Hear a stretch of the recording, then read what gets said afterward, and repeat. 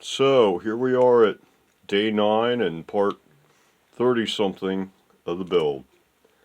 The only thing I've done since yesterday is I put the gold mount screws in, swapped the black for gold here, and I put the pickup cover on and brought it back up to tune again and checked the action.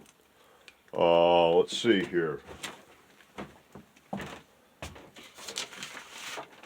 still not happy with the upper deck screw here. I'm going to give it some more attention.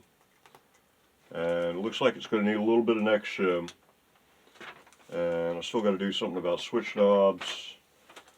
And got to put the lock nuts on, the locks on the lock nut. And strap locks and strap. And then I guess a sound demo. So that's the battle plan. I'll be back. Okay, looking good, looking good. This screw back here now is rock solid. I got another thin brass shim, about a 0.2 mil shim under here. So now there's there's a 0.3 and a 0.2 or something about like that. Action height is now just a smidge under 1.5 millimeters, and the bridge is set up about 1 millimeter on this side and about 2 on the treble. So yeah, and everything's looking real good, real nice and straight and solid and tight now. So that's going to take care of the neck screw and the neck shim. So I need to do the strap locks,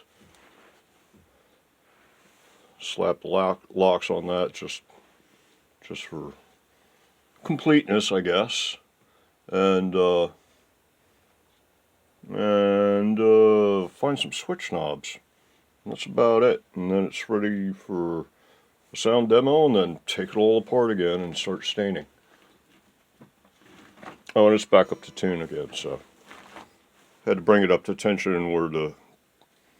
Yeah, when you let it off of tension, the body goes like this, and then when you put it back on tension, the body goes back up like that. So you got to actually tune it up before you can find out what your final action is. So it makes doing the shim thing a little bit interesting, because you got to put in the shim, and then you got to actually tune it all up in order to find out whether you got enough shim or not. You can't just put the shim in and check. You got to put the shim in, bring it under, bow it back up under tension.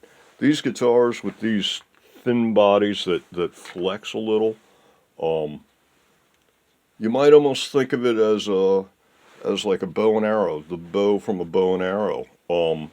Instead of a regular guitar where you've got more or less a straight, solid, more or less solid piece of wood, and then you're hanging a string alongside it, more or less. With these things, it's more like a bow where the strings actually put the bow part, the body of the guitar and the neck, under tension and cause them to bend a little bit. So yeah, you can't tell what's going on until your bow's strung up, so to speak. But anyway, yeah, where are we at now? Strap it, neck screws, shims. Get strap locks is next. Okay, I've got the pilot marks started for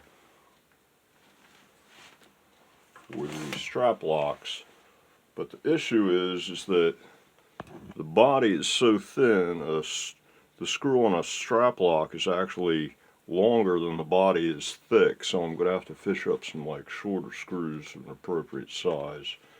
And over here, instead of going into like the end, because of the fact that it's a laminated thing and has a tendency to split, and this is very soft material, I'm going to go into the back and put the screw in this direction.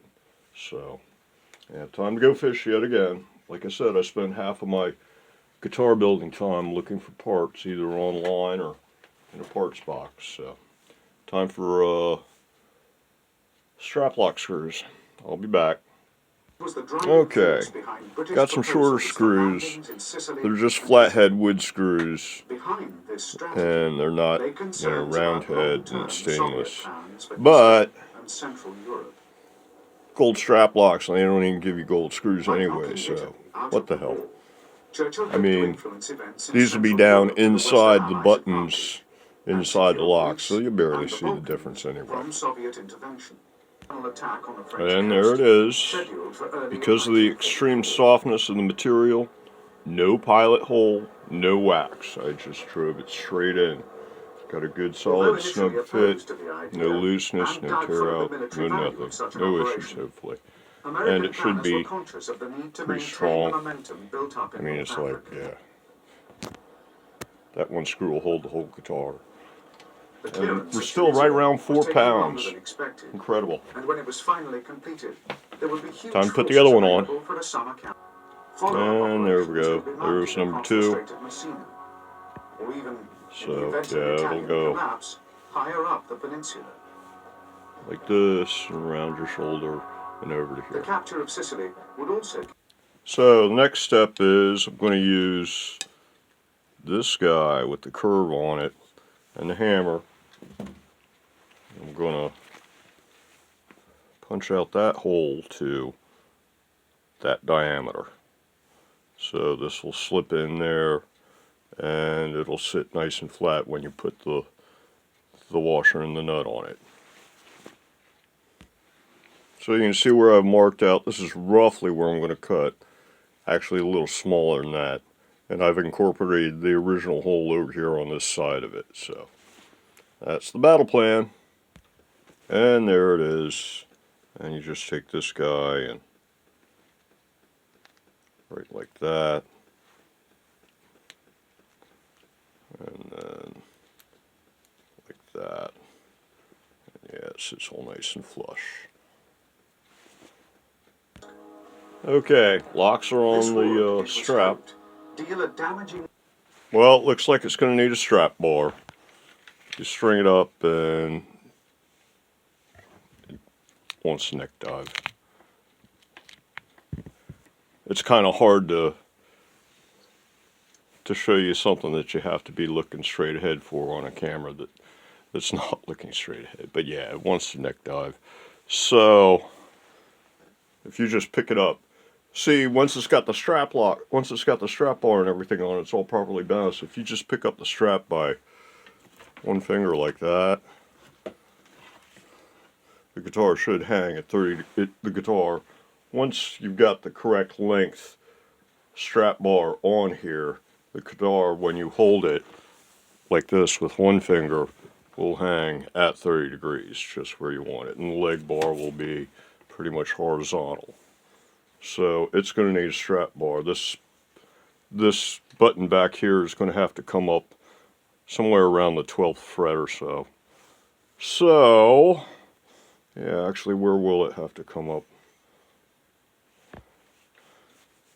I really, like I said, I don't have this down to a science yet. A good rule of thumb that I've been using for, like on this one, usually it's 22 overall, including the amount that goes behind the body. But that's on a minimalist body, so this actually has a little bit more body to work with, but not much. On these guys, usually I'll take like a bar that goes up to the 12th fret, and then I'll just rotate it out. Let's see, this one's 25 and this one's 15. What are the angles I'm using now? Yeah, this one's always been 15 degrees. And this one used to be 30, and I tightened it up to 25. So yeah, I come up here to the 12th with a bar, then I rotate it out 15 degrees, and that's usually pretty good for the strap. But yeah, it looks like it's going to need that. So I guess that's going to be next. Other than that, oh, I put the nut locks on it. On the lock nut, I put the locks on it. They're just snugged so that I can like still tune it up and stuff. And other than that, all it really needs is a couple switch ends, knobs, whatever, And it'd be nice if everything was gold, but that's life. Yeah, and then I was ready for a sound demo, but now I gotta deal with this issue. So, I'll be back. What's our time at here? 10 minutes. We're good. Well, looks like that's the basic idea there. I just went to the 12th fret here, set this thing straight, and then rotated over 15 degrees. So more or less like from here to maybe the center line would be the strap bar. And then, you know, kind of make it match this thing. And I guess that's the battle plan. Okay, got it marked out. Basically, it's just going to be a mirror image of this thing, slightly shorter. Just, there's the tapered end. I'll come up here to full width, and that's going to be the end of the bar right there. So it'll only be about this long. It'll go like about, where's 12? Yeah, right about there. That kind of idea. I got to leave enough here at the end to actually put a screw into, so.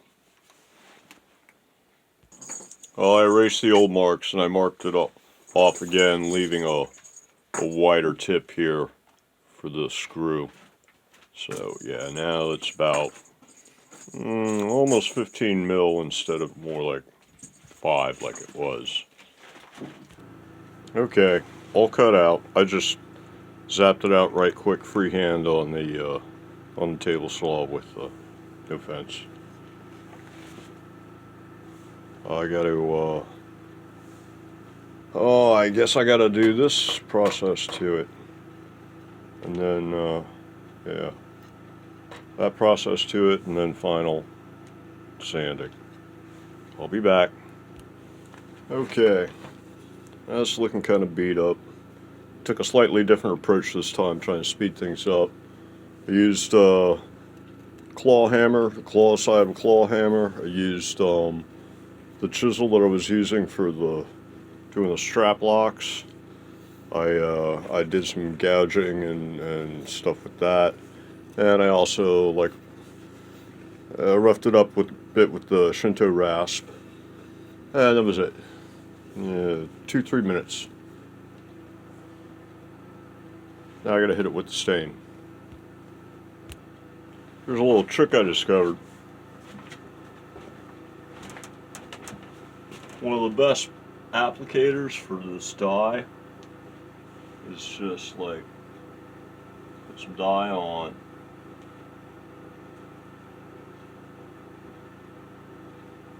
and then your finger. It'll put dye on, but it won't absorb the dye. You don't have issues. It's lint free. It's smooth. It's everything you want, basically. Yeah, so if you're doing, now obviously if you're trying to do a dry, bursty kind of thing, you don't want to use your finger. But yeah, if you're trying to get a full soak in, your finger works great. Really the ultimate though, for all these finishes that are not spray on, the ultimate is dipping. You just take the whole thing, either you put it in a tray, either you dip it in a tray and pour stuff all over it, or you dip it in some kind of big bucket or something, and then you pull it out and you hang it out till dry. But anyway, yeah, just wanted to show you that trick. Works real good.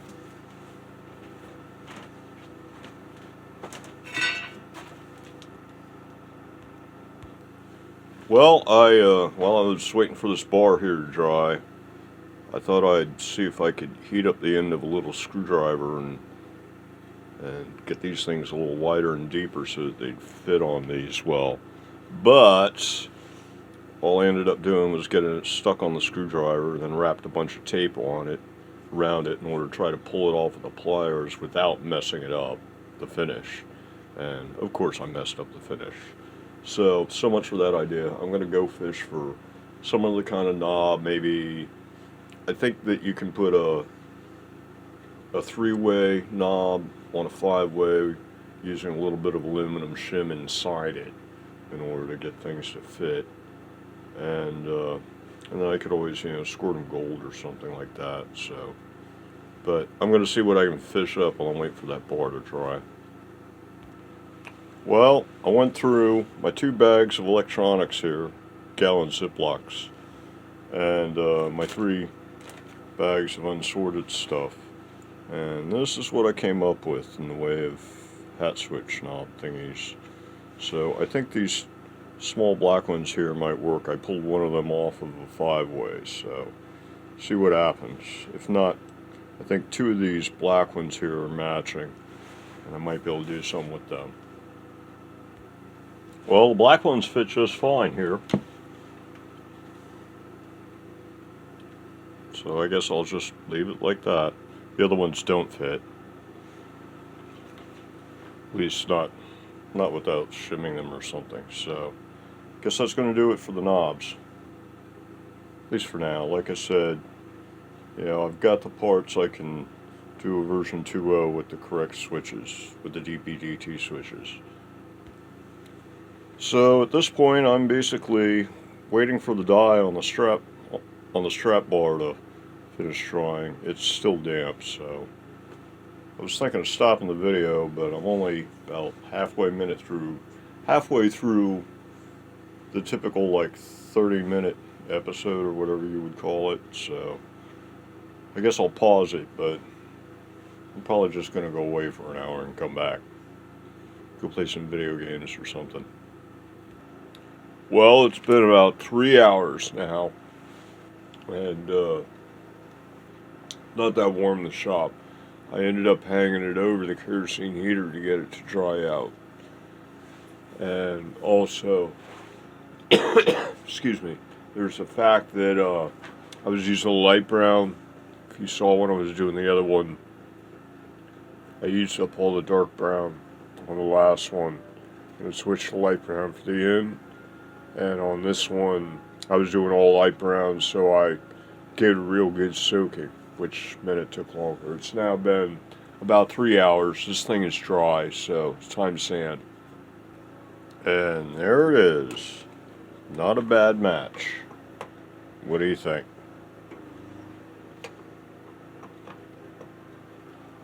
Not a bad match. Works for me. Alright. I'll be back. Okay, I went to the 12th and here, and then rotated out 15 degrees to this side of the bar. Remember, that's the flat side, this is the tapered side. Same way, this is the flat side, that's the tapered side. So, yeah, I went 15 degrees to the flat side, not the tapered side. And I marked it out right here. I don't know if you can see it or not. And now I'm going to mock it up with tape and see like how that works as far as like access for the upper frets and as far as like balance point goes. So this is the problem with gluing things, is that this really is a process of trial and error with these bars. You can take a best guess, but it might end up being too long or too short. And if you glue it, you're kind of stuck. No pun intended. Screwing, it's like you can always relocate the bar and refill the holes or whatever. But yeah, so I tried the light clamp. It's not strong enough for me to test the balance. It kind of seems like it should be okay. It might be too long.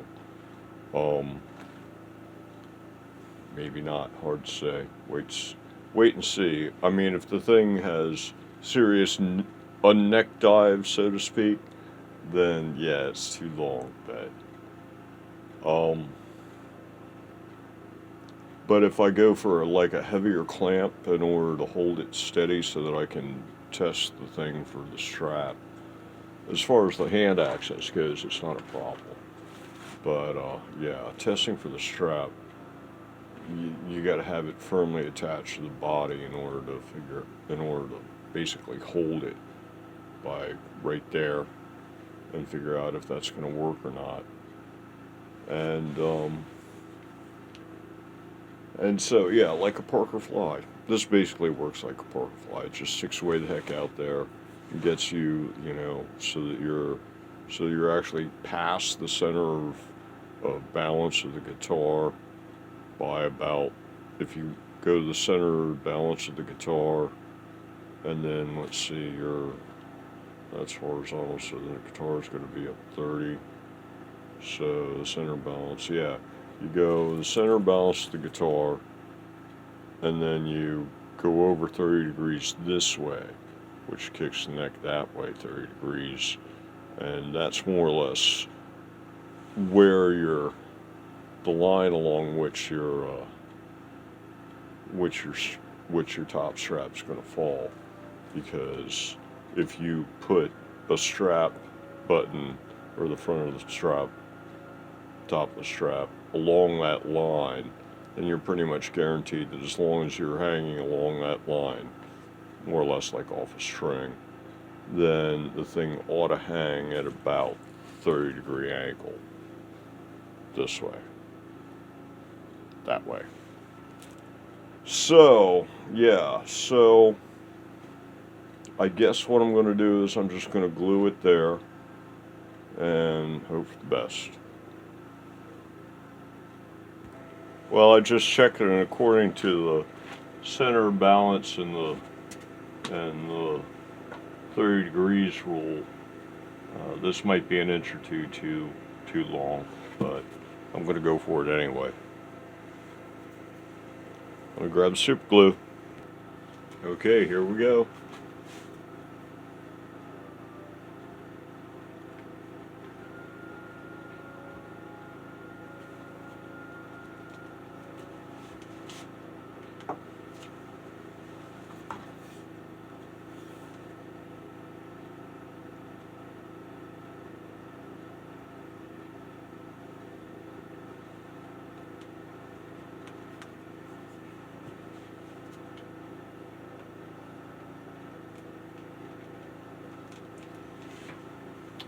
See you all in about 15 minutes. Okay, moment of truth. It's been, wow, it's been a while, 45 minutes.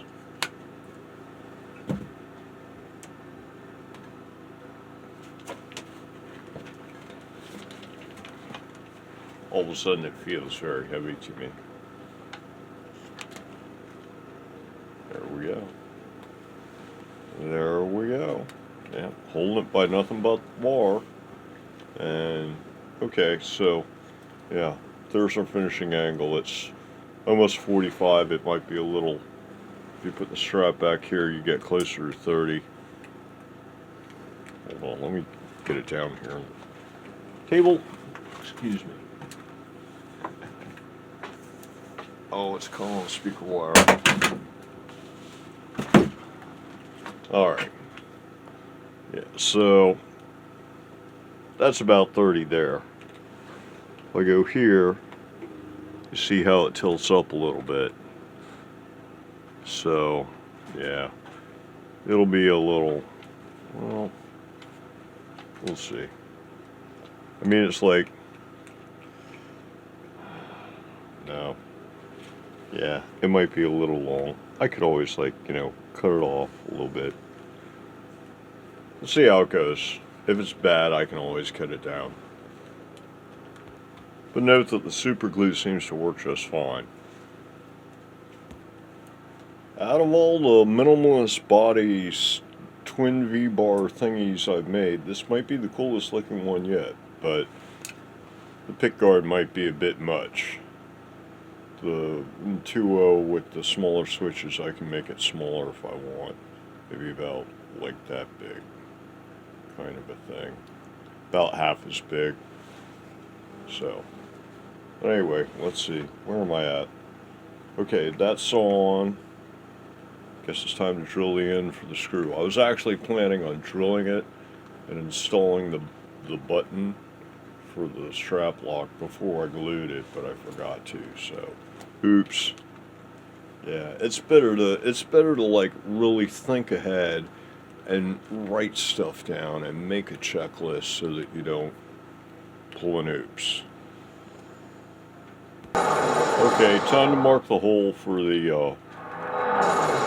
new position for the strap button. And there we go. All nice and set up.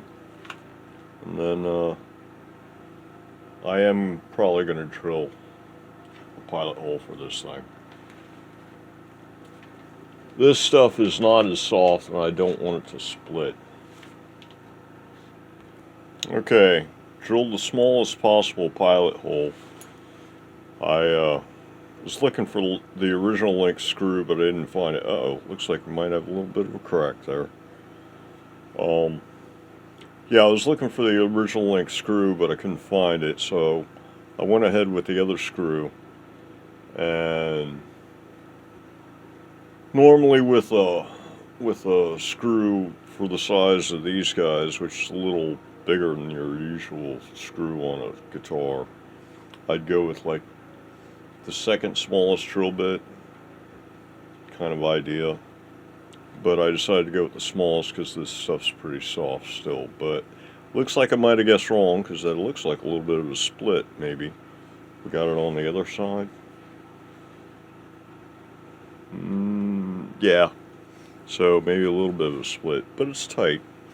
So, I mean, I can always like back it out, hit that up with a little CA glue, clamp it closed and stuff, but I'm not sure it's really vital. Yeah, so like I was saying, normally I would go with like the second smallest bit, but I went with the smallest here because I'm using the shorter screw and I wanted good compression, and I might have gotten a little too good there, so, but yeah, that's life. Lesson learned. Yeah, the better approach would be to go with the larger pilot hole, and then if stuff's still kind of loosey-goosey for you, then use just like a drop of CA glue as sort of Loctite, basically. So let's see what happens here. I'm holding the guitar just by the bar at the moment. Where's my strap? I'm going to have to turn the strap button around because right now it's set up for going on the back of the guitar and not on the end, so it's on the wrong side of the strap. But it'll be just like half a twist in the strap when you put it on at the moment. Question is where does it hang now?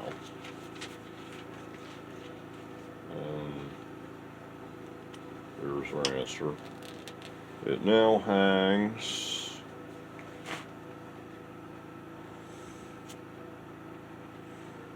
just about perfect. Let's see. How can I do this? There we go. This might work. Okay. There's the guitar hanging from my thumb on the strap. Get the guitar all the way down here, table's in the way. Okay, there's my thumb holding the strap. Bring the guitar all the way up here. Actually, let's do this.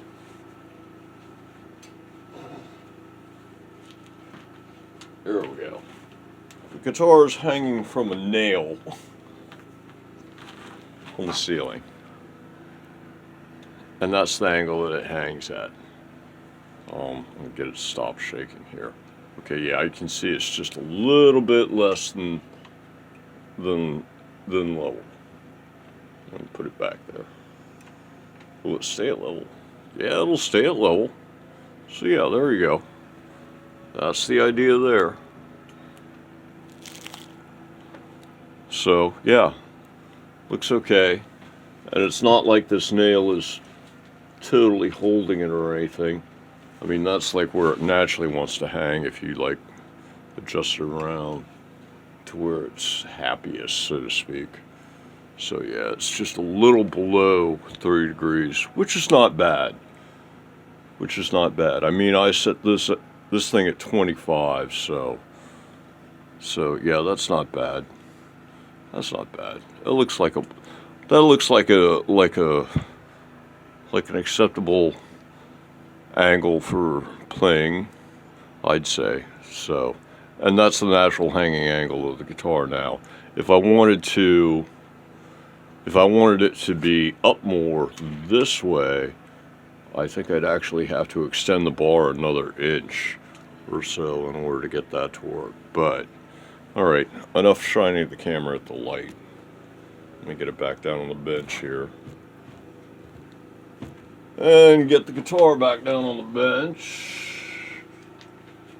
Come here, Mr. Guitar. There you go. That's a good guitar. Okay, so I got to turn around the strap button. And what else do I have to do? Where's my checklist? Let me add the strap button to it.